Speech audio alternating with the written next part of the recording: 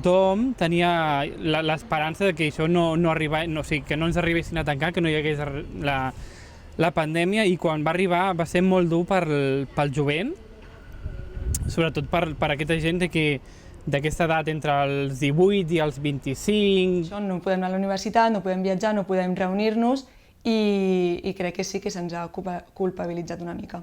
El que surt a les notícies és un cas de cada molt. Hi ha molts joves i que, mira, vull una festa de 20 persones. Y ya diuen els joves, no digo un grupo de joves, sino els joves. Sí, yo creo que se ha demonizado bastante, ¿no? Los jóvenes son los culpables de la pandemia, son los más irresponsables. Bueno, eso supongo que lo hacemos todo el mundo, ¿no? Yo si soy adulto no voy a ser el culpable, te echo la culpa a ti, ¿no? Quizás.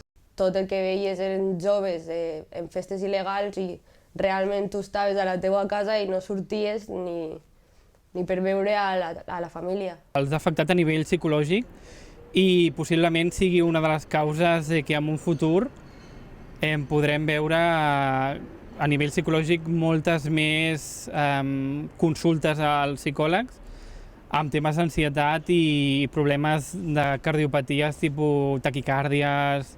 Pero sí que es verdad que con el coronavirus estos episodios de ansiedad se hicieron un poco más largos, empezaron sentía un poco más de presión en el pecho cada día y bueno, posteriormente ya derivó en problemas de una pequeña taquicardia y alguna pequeña palpitación que bueno, posteriormente ya me las he estado tratando con el cardiólogo, no con el psicólogo, pero bueno, en principio estoy fuera de peligro.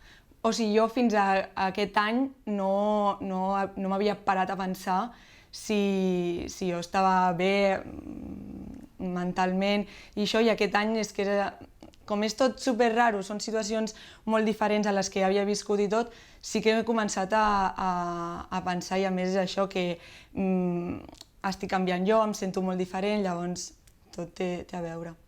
Un altre confinament ja seria massa dur.